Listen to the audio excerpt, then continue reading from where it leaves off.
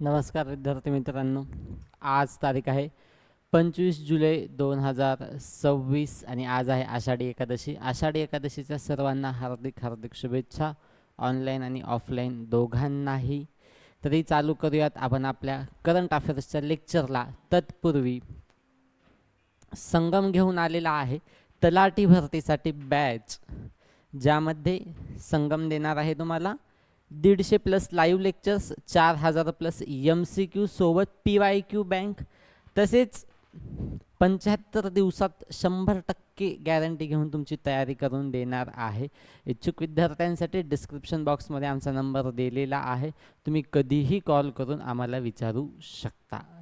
त्यानंतर पाहता आजचा दिनविशेष काय आहे. तर आजचा दिनविशेष आहे, आज आहे तारीख 25 जुलै, आषाढी एकादशी तर आहे. त्यासोबतच 1907 कोरिया देशाचे जपानच्या संरक्षणाखाली रूपांतर झाले. त्यानंतर दुसरे महायुद्ध, इटलीमध्ये बेनिटो मुसोलिनी यांची हुकुमशाही संपुष्टात आली आणि त्यांना अटक करण्यात आली दुसऱ्या महायुद्धानंतर.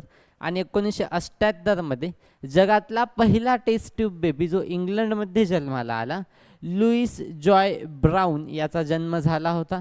त्यानंतर 1997 KR नारायणन यांनी भारताचे 10वे राष्ट्रपती म्हणून शपथ घेतली होती. आणि त्यानंतर प्रतिभाताई पाटील, ज्यांनी 2007 मध्ये भारताच्या पहिल्या महिला राष्ट्रपती म्हणून शपथ घेतली होती. कधी? 25 जुलै 2026 नाही, आज 2026 आहे, 25 जुलै 2007ला. यानंतर पुण्यतिथी आहे सॅम्युअल टेलर कोरेलीज, हे प्रसिद्ध इंग्रजी कवी व तत्वज्ञ आहेत, ज्यांनी the rhyme of the ancient marine याचे काय केलेले आहे, लेखन केलेले आहे. त्यानंतर कोण? फुलनदेवी, ज्या उत्तर प्रदेशमधील एक डाकू होत्या, महिला डाकू होत्या, ज्यांनी महिलांवर अत्याचार होतात त्याला वाचा फोडली होती. महिला अत्याचाराचं त्यांनी स्वतः एक उदाहरण आहेत पीडिता म्हणून. त्यासोबतच त्यांनी माजी खासदार सुद्धा होत्या आणि यांची नवी दिल्लीमध्ये हत्या करण्यात आली होती. अशा या फुलनदेवीची काय आहे, आज पुण्यतिथी आहे. तर आपला पुढचा पहिला प्रश्न आहे की महाराष्ट्र शासनाने नुकत्याच जाहीर केलेल्या बायोप्लास्टिक धोरणाबाबत खालील दिलेले उदाहरणं पहा आणि त्याची सत्यता तुम्ही सांगा. या धोरणाचा मुख्य उद्देश राज्यातील प्लास्टिक वापर 30% कमी करणे आणि सुमारे 25,000 कोटींची गुंतवणूक आकर्षित करणे हे आहे. त्यानंतर या धोरणाद्वारे राज्यात सुमारे 1 लाख नवीन रोजगाराच्या संधी निर्माण करण्याचे उद्दिष्ट ठेवण्यात आलेले आहे. त्यासोबत या धोरणाअंतर्गत $1 अब्ज मूल्याच्या बायोप्लास्टिक निर्यातीचे ध्येय निश्चित केलेले आहे. तर महाराष्ट्र शासनाचे जे नवीन धोरण आहे बायोप्लास्टिक धोरण, कुठलं? बायोप्लास्टिक धोरण. ही जी बायोप्लास्टिक पॉलिसी आहे, प्लास्टिक आम्हाला सर्वांनाच माहिती आहे, मला माहिती आहे, तुम्हाला माहिती आहे, पिशव्या असतील आपल्या प्लास्टिकच्या किंवा वस्तू असतील. हे कसं आहे की प्लास्टिक हे लवकर अंकुचन पावत नाही किंवा डिकम्पोज होत नाहीत, लवकर नष्ट होत नाही, नैसर्गिकरित्या त्याला नष्ट व्हायला खूप वर्षांचा कालावधी लागतो. हे कसं आहे मग? पर्यावरणाला हानिकारक असं प्लास्टिक आहे. मग याच्यावर उत्तर म्हणून काय केलेलं आहे महाराष्ट्र शासनानं? बायोप्लास्टिक हे उत्तर शोधलेलं आहे का? हा पर्यायी ऑप्शन त्यांनी शोधलेला आहे. मग बायोप्लास्टिक म्हणजे काय किंवा बायोप्लास्टिक काय असतं? तर नैसर्गिक घटकांपासून बनलेलं प्लास्टिक. आता तुम्ही म्हणसाल सर पागल झाले का, नैसर्गिक घटक आणि प्लास्टिक कसं बनवतील? ऊस, मका अशा प्रकारचे जे शेतीतील उत्पादने आहेत यांच्यापासून काय बनलं जातं? बायोप्लास्टिक बनलं जातं.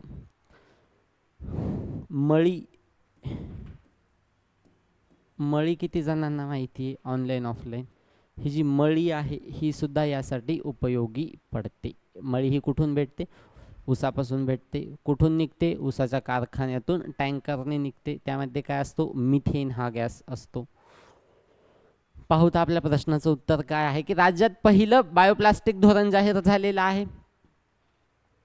तर ऊस, मका, साबुदाणा, कंद, बटाटे आणि शेवाळ यासारख्या नूतनीकरणक्षम पदार्थांमधून काय होतं की हे बायोप्लास्टिक तयार होत असतं. आणि या उत्पादनातून उद्योगाला प्रोत्साहन देणे किंवा या उत्पादनाची निर्मिती करत उद्योगाला प्रोत्साहन देण्याचं काम किंवा धोरण कोणी ठरवलेलं आहे? महाराष्ट्र शासनानं ठरवलेलं आहे. या नव्या धोरणाच्या माध्यमातून सुमारे 25,000 कोटी रुपयांची गुंतवणूक करणार आहेत. सुमारे 25,000 कोटी रुपयांची गुंतवणूक करणार आहेत आणि राज्यातील प्लास्टिकच्या 30% कमी करण्याचा काय आहे या उद्देश आहे. म्हणजे की प्लास्टिकचा वापर महाराष्ट्र राज्यातला 30% कमी करायचा आहे आणि 25,000 कोटींच्या उत्पादनाला काय द्यायची? चालना द्यायची आहे. त्यानंतरचं काय की या धोरणाद्वारे राज्यात सुमारे 1 लाख नवीन रोजगाराची संधी निर्माण करण्याचे उद्दिष्ट आहेत. तसेच 1 लाख नवीन रोजगाराच्या संधी निर्माण करण्याचे उद्दिष्ट उद्योग विभागाने काय सांगितलेले आहेत आपल्याला की ह्या प्रोजेक्ट मार्फत किंवा ह्या धोरणामार्फत आपण आपल्या राज्यामध्ये जी बेरोजगारी आहे ती कमी करू शकतो.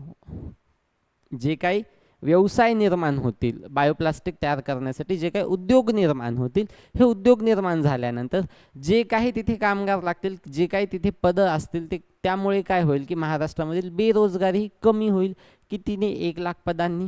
त्यांनी सांगितलेलं पण आहे की 1 लाख नवीन रोजगाराच्या संधी निर्माण होतील. कारण एक उद्योग निर्माण होत असताना फक्त कंपनीशी निगडित असणाऱ्या लोकांनाच उद्योग भेटतो असं नाही, रोजगार भेटतो असा काही संबंध नाही. कंपनीमध्ये येणारं उत्पादन ते पिकण्यापासून ते कंपनीत येईपर्यंत जी काही प्रोसेस असते त्या प्रोसेसमध्ये येणाऱ्या प्रत्येक घटकाला रोजगार भेटत असतो.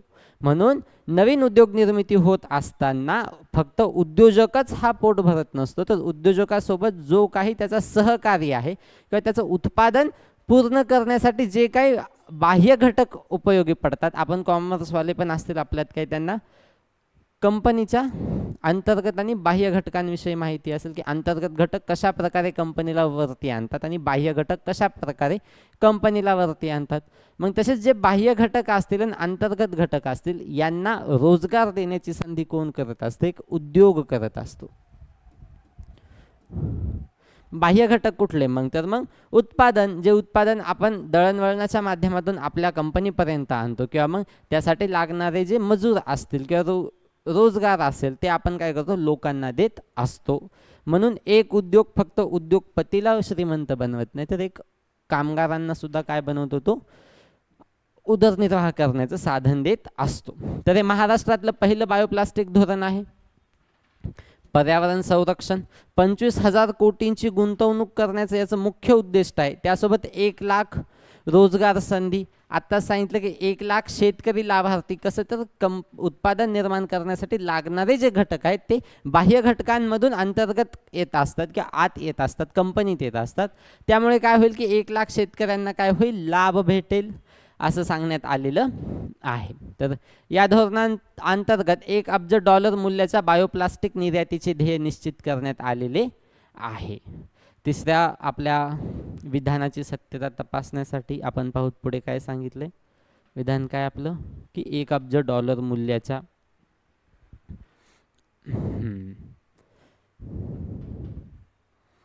$1 अब्ज मूल्याच्या निर्यातीचे उद्दिष्ट. निर्यात म्हणजे काय? आपल्या भागातून दुसऱ्या भागामध्ये किंवा दुसऱ्या देशामध्ये काय करणं? उत्पादन पाठवणे. आणि आयात करणं म्हणजे काय?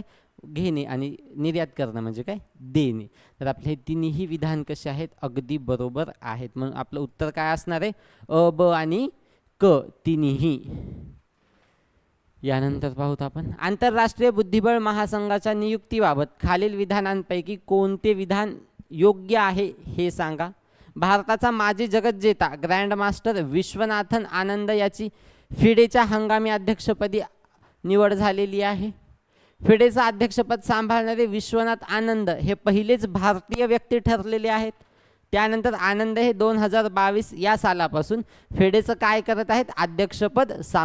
उपाध्यक्षपद सांभाळत आहेत. हे ते 3 विधान आहेत. ह्या 3 विधानांची सत्यता आपल्याला सांगायची आहे. काय असू शकते याचं उत्तर?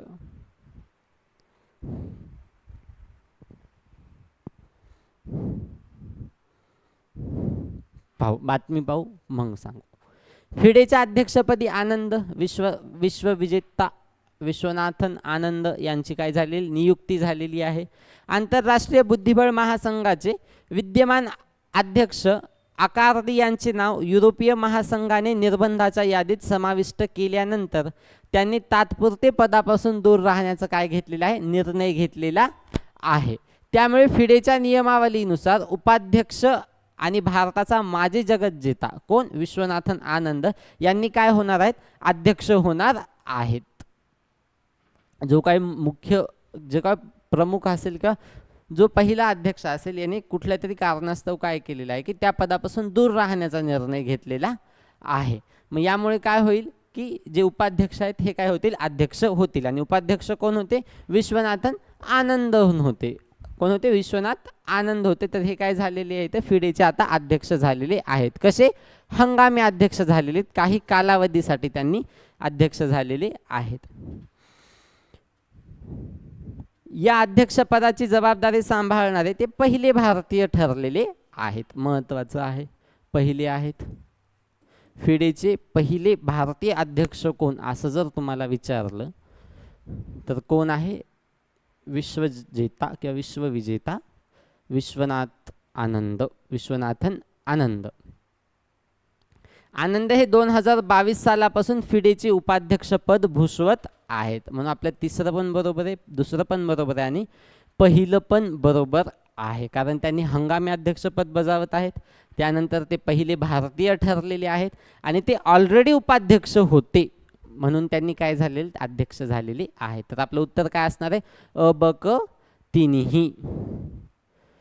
पुढे पाहूत. फिडे काय आहे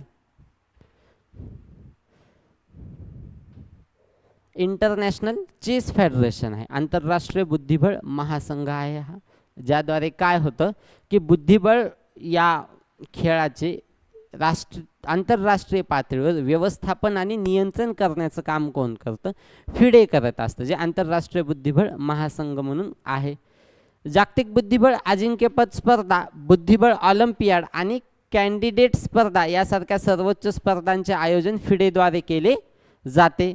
तसेच जगभरातील खेळाडूंच्या कामगिरीनुसार त्यांना एलो रेटिंग देण्याचं काम कोण करतं तर हा फिडे करत असतो.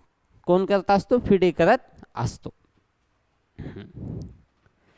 आगामी बुद्धिबळ ऑलिम्पियाडसाठी भारतीय संघ तयार झालेला आहे. त्यामध्ये खुल्या विभागामध्ये डी गुकेश आर प्रज्ञानंद अर्जुन एरिगेसी निहाल सरीन आणि विविध गुजराती यांचा समावेश आहे. आता डी गुकेश विषयी आपल्याला माहिती आहे की सर्वात तरुण हा कोण आहे जगज्जेता आहे आणि यानं कुणाचं रेकॉर्ड तोडलं होतं तर खुद विश्वनाथ आनंद याचं त्याने काय केलं होतं रेकॉर्ड तोडलेलं होतं.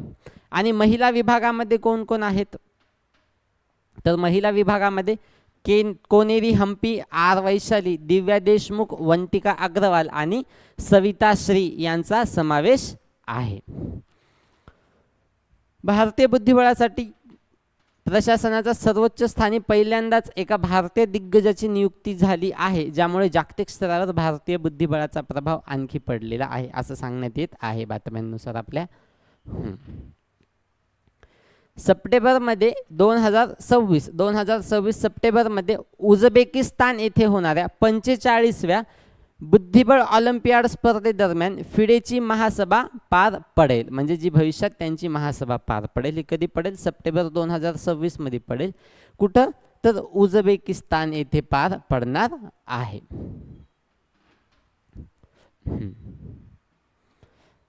पूर्ण नाव आंतरराष्ट्रीय बुद्धिबळ महासंघ इंटरनॅशनल चेस फेडरेशन. त्यानंतर स्थापना कधी झाली 20 जुलै 1924.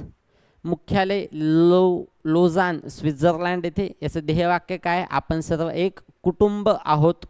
त्यानंतर सदस्य देश 200हून अधिक देश काय आहे तिथे बुद्धिबळ संघटनेमध्ये सदस्यत्व आहे आणि अधिकृत संकेतस्थळ FIDE.com असं आहे. पुढची आपली बातमी आहे अमेरिकेने अलीकडेच भारतासह विविध देशांवर लागू केलेला हा टेरिफ जो कर आहे याविषयी विधान दिलेले आहे. अमेरिकेने भारतासह 17 देशातून येणाऱ्या वस्तूंवर 10% आयात शुल्क लागू केला आहे. यापूर्वी 3 जून रोजी अमेरिकेने व्यापारी कायद्यातील कलम 301 अंतर्गत भारतावर 12.5% आयात कर प्रस्तावित केला होता आणि भारताने सक्तीच्या मजुरी विरुद्धच्या नियमांत त्वरित सुधारणा केल्यामुळे अमेरिकेने काय केलेला आहे, तो कर घटवून 10% इतका केलेला आहे. तर बातमी पाहू की ट्रम्पचा पुन्हा जगाला धक्का दिलेला आहे, कारण भारतासह इतर 60 देशांवर त्याने काय केलेलं आहे, टेरिफ लावलेला आहे. परवाच्या बातमीमध्ये काय होतं, किंवा परवा आपण जे लेक्चर घेतलं त्या लेक्चरमध्ये की त्याने आपले जे जेनेरिक औषधं आहेत या औषधांवर त्याने काय केलं आहे, मोठ्या प्रमाणात कर लावला आहे. पण कसा, 2 वर्षांनी. आज 0 कर असेल तर 28ला 100% आणि 28 नंतरच्या काळामध्ये त्यांनी 200% कर लावण्याचा काय केलेला आहे, निर्णय घेतलेला आहे. मग त्याचप्रमाणे त्यानं काय केलेलं की आणखी भारतावर टेरिफ लावला. एकट्या भारताला नाही तर भारतासह इतर जे 60 देश आहेत यांच्यावर कर लावलेला आहे. पुढे पाहू. अमेरिकेने भारतासह 17 देशांमधून आयात होणाऱ्या वस्तूंवर 10% तर 43 देशांवर 12.5% कर लावलेला आहे. संबंधित देशांनी सक्तीच्या मजुरीतून तयार झालेल्या वस्तूंवरील बंदी प्रभावीपणे अंमलात आणावी यासाठी 10% कर आयात कर लागू करण्यात आलेला आहे. संबंधित देशांनी सक्तीच्या मजुरीतून तयार झालेल्या वस्तूंवरील बंदी प्रभावीपणे अंमलात आणण्यासाठी सक्तीची मजुरी, फोर्स्ड काय म्हणतात त्याला, फोर्स लेबर, यामुळे काय केलेलं आहे, 10% कर लावलेला आहे. आणि यापूर्वी 3 जून रोजी अमेरिकेने व्यापार कायद्यातील कलम 301 अंतर्गत भारतावर 12.5% अर्थात 12.5% आयात कर लावलेला होता. म्हणजे आपले दोन्हीही बरोबर आहेत, पहिला आणि दुसरा आणि तिसरं बरोबर आहेत. पहिल्याची सत्यता पाहायची राहिलेली आहे. 10% श्रेणी कर कोणाकोणाला लावला, भारतासह कॅनडा, युनायटेड किंगडम, मेक्सिको आणि युरोपियन युनियनसह इतर 17 देशांवर त्याने काय केलेलं आहे, 10% आयात कर लावलेला आहे. म्हणजे आपलं पहिलंही विधान काय आहे, सत्य आहे, बरोबर आहे. तर याचं उत्तर काय असणार आहे, अ, ब आणि क तिन्ही. 12.5% अर्थात 12.5 कर कोणाकोणाला लावला, तर ब्राझील, चिनी, जपान आणि रशियासह इतर 43 देशांवर त्याने 12.5 आयात कर लावलेला आहे. टेरिफ कर त्याच दिवशी सांगितलं की नेमकं असतो काय.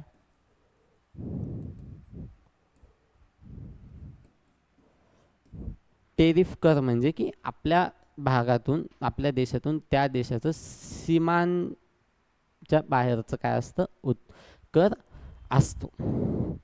आपलं 10 रुपयाचं औषध त्यांच्या इथे 10 रुपयालाच जातं, पण सीमेच्या पलीकडे जात असताना आणखी 10 रुपये कर लावून ते औषध दुसऱ्या देशामध्ये 20 रुपयाला विकलं जातं.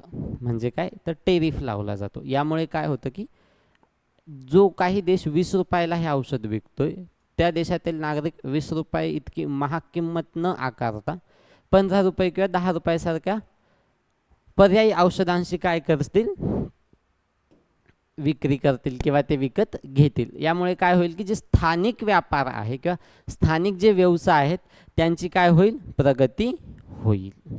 असा काय असतं, टेरिफ कराच्या मागचा मुख्य उद्देश असतो. कलम 301 युनायटेड ॲक्टनुसार किंवा US ट्रेड ॲक्टनुसार काय लावलेलं आहे, कलम 301 नुसार त्यांनी काय लावलेलं आहे, आपल्याला टेरिफ लावलेलं आहे. भारतामध्ये 301 कशासाठी लागतो, कशासाठी लागतो 301, आपल्यामुळे कुठल्या तरी व्यक्तीची नाही, त्या व्यक्तीला काय म्हणतात ज्याची काही चूक नाही,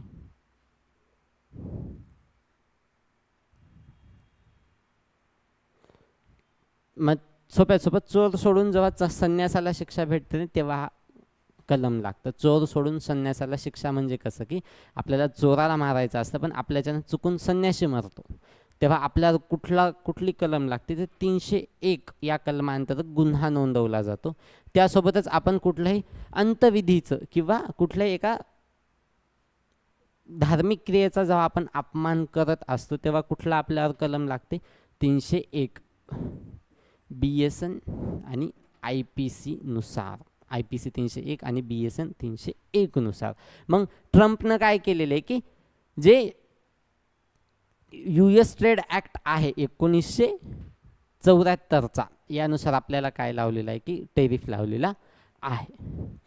तर section 301 of the trade act of 1974चा त्याने काय केलेला आहे, वापर केलेला आहे. हे कलम सेक्शन 301 किंवा कलम 301 यांच्या नावाने ओळखले जाते. अमेरिकेच्या 1974च्या व्यापार कायद्यातील हे एक अत्यंत महत्त्वाचा आणि शक्तिशाली काय आहे, कलम आहे. यामुळे काय होतं तर जर एखाद्या देशाने अमेरिकेसोबत अन्यायकारक व्यापार केला तर काय होतं की त्या देशांवर कारवाई होऊ शकते. त्यासोबत जर एखाद्या अमेरिकन कंपन्यांच्या बौद्धिक संपदेची चोरी केली, बौद्धिक संपदा म्हणजे काय, इंटलेक्च्युअल प्रॉपर्टी, कुठल्याही कंपनीचा लोगो म्हणा किंवा मग त्यांचं ब्रीद वाक्य म्हणा किंवा त्यांची डिझाईन म्हणा, पेटंट म्हणा, कॉपीराईट म्हणा, तंत्रज्ञान म्हणा, आपण जर चोरी करण्याचा प्रयत्न केला तर कलम 301 कुठला, ट्रेड ॲक्ट 1974 नुसार आपल्यावर कायदेशीर गुन्हा नोंदला जाऊ शकतो. त्यानंतर जर देशाच्या धोरणांमुळे अमेरिकेच्या व्यापाराला किंवा कंपन्यांना नुकसान होत असेल तर हा कायदा काय होतो, वापरण्यात येत असतो. कळाल 301 म्हणजे काय. पुढची बातमी आपली, पुढची बातमी नाही, पुढचा प्रश्न. महाराष्ट्रातील उच्च व तंत्र शिक्षण क्षेत्रात नुकत्याच प्रसिद्ध झालेल्या वृत्तानुसार खालील विधानांचा विचार करा. पुन्हा प्रश्न आलेला आहे की विधानाची सत्यता तपासायची आहे आपल्याला. विधान काय आहे की राज्यातील एकूण 3829 महाविद्यालयांपैकी 2598 महाविद्यालये कसे आहेत, विना अनुदानित आहेत आणि 1231 महाविद्यालये कशी आहेत, अनुदानित आहेत. विना अनुदानित आणि अनुदानित.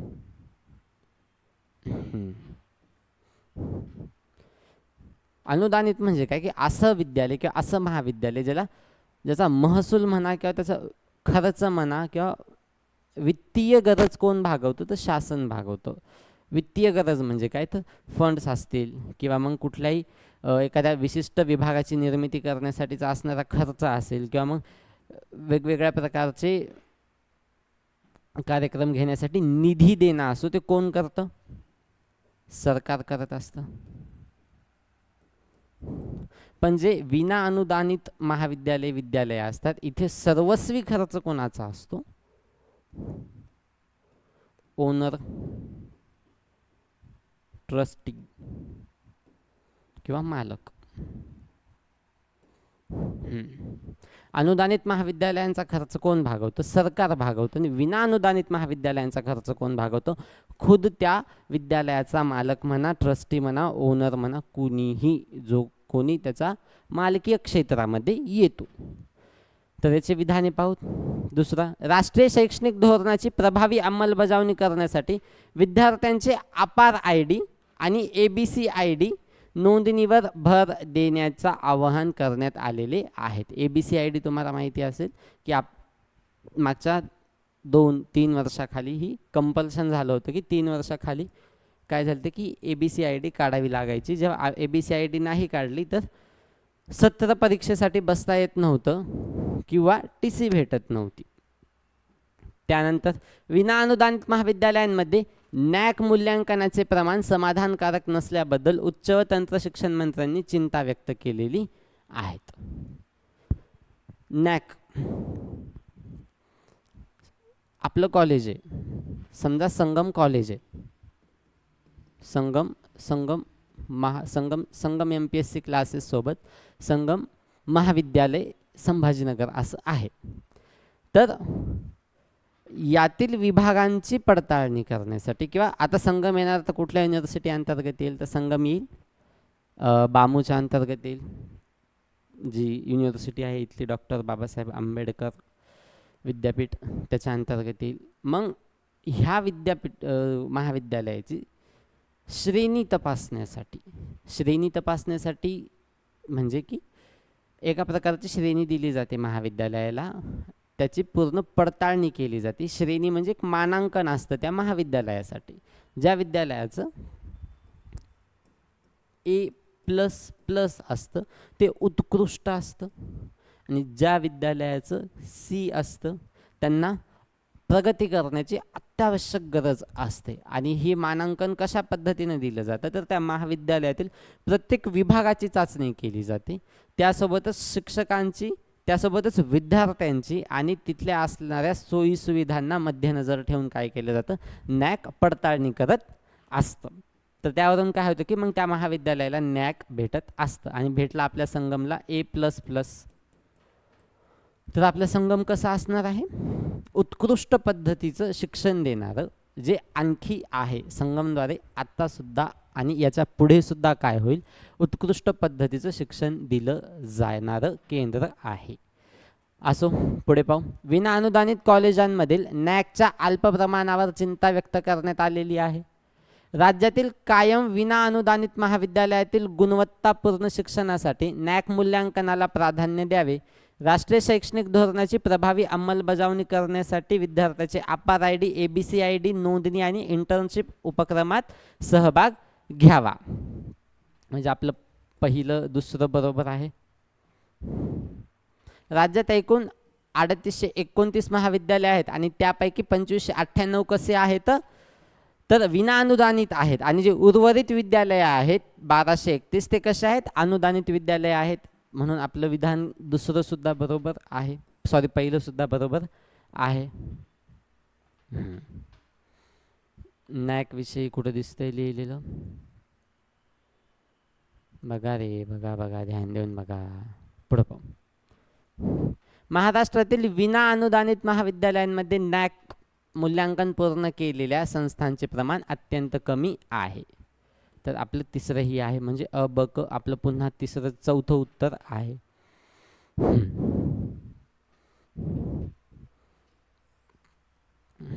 दरवर्षी विद्यापीठांना भरावे लागणारे वार्षिक संलग्नीकरण शुल्क ॲफिलिएशन फीस संस्थांसाठी आर्थिक अडचणीची ठरत आहे. विद्यार्थ्यांना मिळणाऱ्या शिष्यवृत्तीच्या रकमा वेळेवर मंजूर न झाल्यामुळे महाविद्यालयांवर प्रचंड ताण येत आहे असं सांगण्यात आलेलं आहे ह्या बातमीनुसार. पुढे पाहू.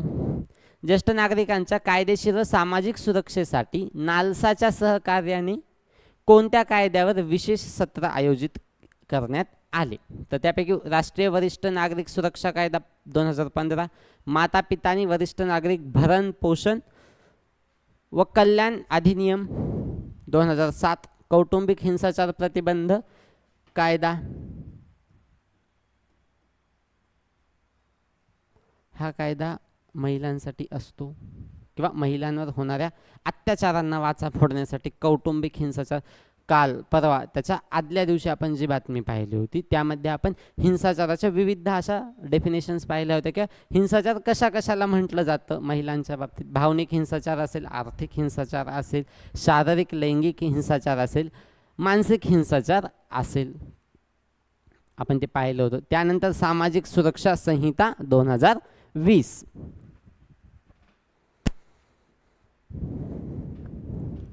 सांगा सांगा,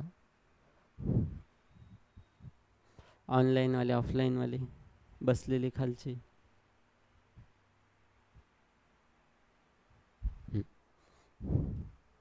काही जणांचं म्हणणं आहे 2 माता पिता आणि वरिष्ठ नागरिक भरण पोषण कल्याण अधिनियम 2007. तर पाहू. अटल वयो अभ्युदय योजना AVY अव्यय, AVY नाही अव्यय आणि विशेष उपक्रम. 5 वरिष्ठ नागरिक गृहांचे उद्घाटन झाले. कुठं कुठं? महाराष्ट्र, तामिळनाडू, आसाम, उत्तर प्रदेश आणि झारखंड. कोणाच्या संलग्न किंवा कोणाच्या सहकार्याने? बिर्ला ओपन माइंड्स फाउंडेशन सोबत. बिर्ला ओपन माइंड्स फाउंडेशन जे आहे त्यांना संलग्नित आहेत कोण? हे 5 नवीन वरिष्ठ नागरिक ग्रह.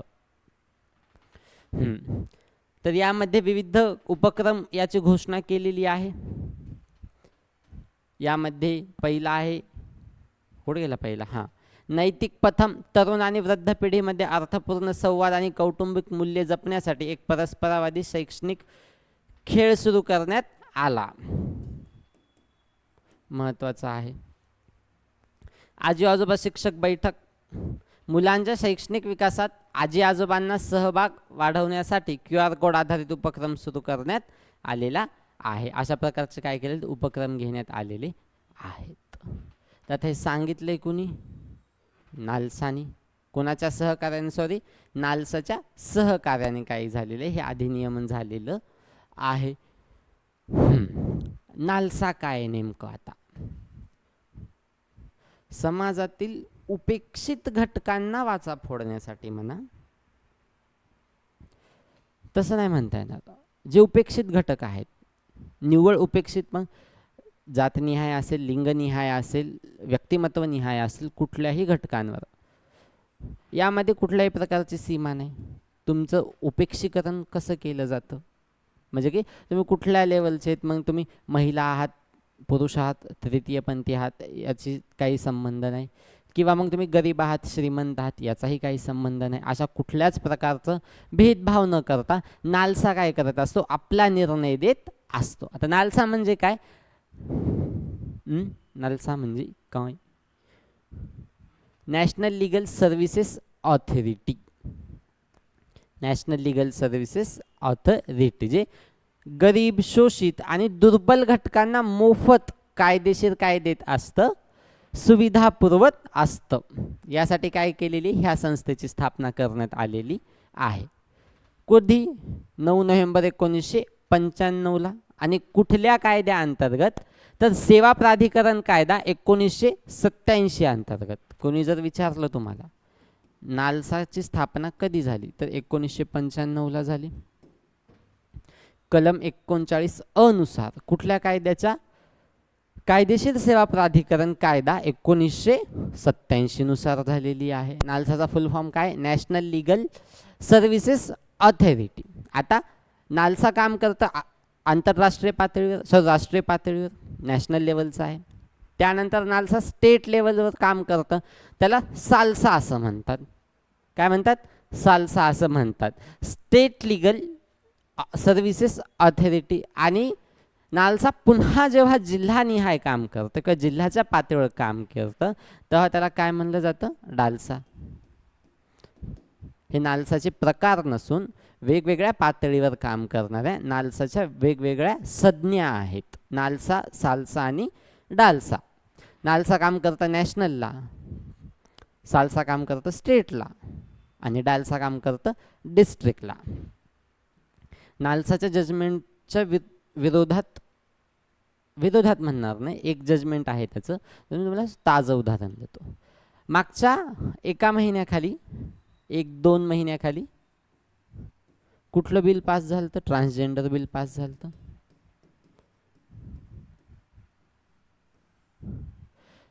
कुठलं, ट्रान्सजेंडर बिल पास झालं. तर कुठलंही विधेयक पास होत असताना राष्ट्रपतीची स्वाक्षरी काय असते, महत्वाची असते. विधेयक मंजूर करण्यासाठी काय होतं, मतदान घेतलं जातं लोकसभा, विधानसभामध्ये, आणि बहुमतानुसार काय होत असतं की विधेयक पास होत असतं, बिल पास होत असतं. आता ट्रान्सजेंडर बिल समाजातला सगळ्यात उपेक्षित घटक म्हटलं तरी हरकत नाही. तर मग ट्रान्सजेंडर बिल काय सांगतं की तुम्ही जर तृतीयपंथी आहात, तर तुम्हाला ते सरकार मान्य होण्यासाठी किंवा सरकारकडून तुम्हाला सर्टिफिकेट मिळवण्यासाठी एक मेडिकल बोर्ड बसवला जाईल. मेडिकल बोर्ड बसवला जाईल. या मेडिकल बोर्डनुसार काय होईल, तुमची तपासणी होईल, तुमची शारीरिक रचना तपासली जाईल, तुमची मानसिक रचना तपासली जाईल. त्यानंतर काय होईल, तुम्ही आहात, तुम्ही खुद ट्रान्सजेंडर आहात, याचं काय होईल की तुम्हाला सर्टिफिकेट, प्रमाणपत्र भेटून जाईल.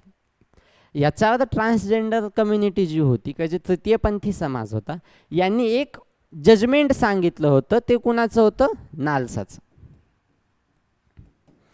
National legal services ऑथॉरिटीचं. तर काय होतं की भारतातल्या प्रत्येक नागरिकाला आपला लिंग ठरवण्याचा अधिकार आहे. म्हणजे तुम्ही स्वतः ठरवू शकता, तुम्ही स्त्री आहात, पुरुष आहात, किंवा तुम्ही तृतीयपंथी आहात, किंवा तुम्ही ट्रान्सजेंडर आहात. हे कोणी सांगितलं आहे आपल्याला? नालसानं सांगितलं आहे. मग नालसाच्या जजमेंटच्या टोटली अपोजिट असणार आहे ट्रान्सजेंडर बिल. ट्रान्सजेंडर बिलचे फायदे सांगताना शासनानं काय सांगितले की यामुळे ज्यांच्यापर्यंत सुविधा पोहोचवायच्या आहेत त्यांच्यापर्यंत सुविधा पोहोचवल्या जात नाहीत, यामुळे हे बिल पास करण्यात आलेलं आहे. विषय कुणी सांगितला नसेल, कुणी उचलला नसेल, तर एक शिक्षक म्हणून, एक समाज हित व्यक्तिमत्व म्हणून माझं सांगण्याचं काम आहे की तुमच्या मताने हे योग्य आहे का? आपला हा विषय नाही आहे, आपलं करंट अफेअर्स वेगळं आहे. पण एक ट्रान्सजेंडर बिल आहे जे समाजातील एका घटकाच्या अस्तित्वाच्या विरोधात जाणार आहे. असो, इथे सर्वांनाच न्यायासाठी लढावं लागतं. विद्यार्थी सुटले नाही तर हे तर मुळातच उपेक्षितच आहेत. असो, नालसाच्या नियमांनुसार खालील व्यक्तींना काय भेटतं? कायदेशीर अधिकार भेटतो. महिला आणि मुले, अनुसूचित जाती आणि जमाती, SC आणि STच्या लोकांना, त्यानंतर औद्योगिक कामगार, इंडस्ट्रियल वर्कमन, त्यानंतर अपंगत्वाचा बळी ठरलेले नागरिक, हिंसाचाराचा बळी ठरलेले नागरिक, ह्युमन ट्रॅफिकिंग अर्थात मानवी तस्करी, त्यानंतर कोठडीत असणारे कैदी. आता मानवी तस्करी,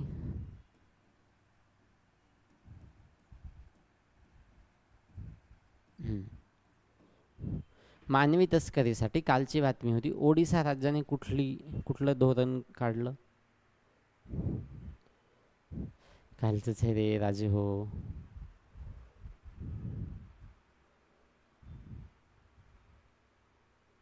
नूतन सकाळच आहे. असो, पुढं पाहू. आता नालसाचे 3 घटक प्रत्येक पातळीवर जाऊन काम करणार, जसं नॅशनल, स्टेट आणि डिस्ट्रिक्ट लेवलवर सांगितलं की नालसा, सालसा आणि डालसा हे काय करत असतं? काम करत असतं. कुठं होतो आपण? इथं होतो. राष्ट्रीय कानूनी सेवा प्राधिकरणाच्या सहकार्याने माता पिता आणि वरिष्ठ नागरिक भरण पोषण व कल्याणकारी अधिनियम 2026 वर विशेष सत्राचे आयोजन करण्यात आले आहेत. या सत्राचे आयोजन कुणी केले? नालसा समवेत केलेले आहे किंवा नालसाच्या सोबत केलेला आहे. त्यासाठी एक आराधना कार्यक्रम सुद्धा काढलेला आहे. वरिष्ठ नागरिकांचे समाजातील योगदान आणि सांस्कृतिक सहभाग अधोरेखित करण्यासाठी त्यांचं जे समाजामध्ये आणि सांस्कृतिक कल्चरमध्ये म्हणा कुठलं योगदान आहे हे हायलाईट करण्यासाठी काय आहे, हा आराधना नावाचा काय केलेला आहे? कार्यक्रम काढलेला आहे. महत्त्वाचा आहे. त्यासोबतच बंगळूरच्या यश व्यासाच्या सहकार्याने योग सत्रे व आरोग्य शिबिरे आयोजित करण्यात आलेली आहे. त्या म्हाताऱ्या लोकांसाठी किंवा वरिष्ठ लोकांसाठी, ज्येष्ठ नागरिकांसाठी बंगळूरच्या यश व्यासाच्या सहकार्याने योग सत्र आणि आरोग्य शिबिर सुरू करण्यात आलेलं आहे. म्हातारे लोक, आता आपल्या महाराष्ट्रामध्ये पण ज्येष्ठ नागरिकांसाठी विविध सोयी सुविधा असतील शासनाच्या. त्यातली सर्वांना माहीत असणारी बसची अमृत ज्येष्ठ नागरिक योजना, जी महाराष्ट्र राज्य परिवहन मंडळाकडून म्हाताऱ्या लोकांसाठी भेटत असते. ज्यांचं वय 75च्या वरी आहे त्यांना मोफत प्रवास भेटत असतो. यानंतर मुख्यमंत्री वयोश्री योजना, जी 65 वर्ष किंवा त्याहून अधिक लोकांना किंवा ज्येष्ठ नागरिकांना काय करते? 3000ची आर्थिक मदत करत असते. यानंतर श्रावणबाळ सेवा राज्य निवृत्ती वेतन योजना, 65 वर्षांवरील निराधार व्यक्तींसाठी, ज्यांना मूल नाही किंवा मुलं सांभाळत नाहीत अशा ज्येष्ठ नागरिकांसाठी दरमहा 1500 पेन्शनची सुविधा कोणी केलेली आहे? महाराष्ट्र शासनाने केलेली आहे. त्यानंतर महात्मा ज्योतिराव फुले आणि आयुष्यमान भारत आरोग्य योजना, हे काय 70 वर्षांवरील जे नागरिक आहेत यांना 5 लाखांपर्यंत मोफत व रोखरहित वैद्यकीय उपचार भेटण्याची काय सुविधा आहे. त्यासोबतच मातोश्री व सर्वसाधारण वृद्धाश्रम योजना, नावावरून कळतं की म्हाताऱ्या लोकांना किंवा निराधार ज्येष्ठ नागरिकांना आरोग्यविषयक सुविधा असतील किंवा निवारा भेटण्यासाठी काय आहे ही योजना काम करत असते. आणि त्यासोबतच ज्येष्ठ नागरिक बचत योजना, पोस्ट ऑफिस व बँकांमध्ये काय होतं की त्यांच्या ठेवींवर सुरक्षित व अधिक व्याजाचा काय होतो परतावा भेटतो. कितीचा? 8.2% परतावा भेटत असतो. ह्या आहेत महाराष्ट्र शासनानं ज्येष्ठ नागरिकांसाठी काढलेल्या योजना. ज्याच्यातली कुठली? महाराष्ट्र शासनाच्या राज्य परिवहन मंडळाची असू द्या, त्यानंतर वयोश्री योजना, श्रावणबाळ निवृत्ती वेतन असो, त्यानंतर मातोश्री सर्वसाधारण वृद्धाश्रम योजना असो, महात्मा ज्योतिराव फुले व आयुष्यमान भारत आरोग्य योजना असो, त्यानंतर ज्येष्ठ नागरिक बचत योजना, ह्या कोणी काढलेल्या आहेत? महाराष्ट्र राज्य शासनाने वृद्ध लोकांसाठी किंवा 75 वर्ष 65 वर्षांच्या 60 वर्षांच्या वरील लोकांसाठी काढलेल्या ह्या योजना आहेत. तर आपल्या करंट अफेअर्स इथे झालेल्या आहेत. सर्व अभ्यासाच्या दृष्टिकोनानं महत्त्वाच्या आहेत. सर्व अभ्यासाच्या दृष्टिकोनानं महत्त्वाच्या आहेत. सोबतच तलाठीची बॅच आपल्या संगमची चालू झालेली आहे. ह्या बॅचमध्ये तुम्हाला सांगितलेलं आहे की 4000पेक्षा अधिक PYQ, त्यासोबतच नोट्स भेटून जातील किंवा मग प्रॅक्टिस सेट भेटून जातील आणि UPSCला शिकवलेल्या तज्ज्ञ शिक्षकांकडून मार्गदर्शन भेटण्याचीच ही सुवर्ण संधी आहे. तरी कुठलाही वेळ न दवडता तुम्ही आजच कॉन्टॅक्ट करू शकता. संगम तुमच्यासाठी नेहमी तत्परतेने उभे आहे. धन्यवाद.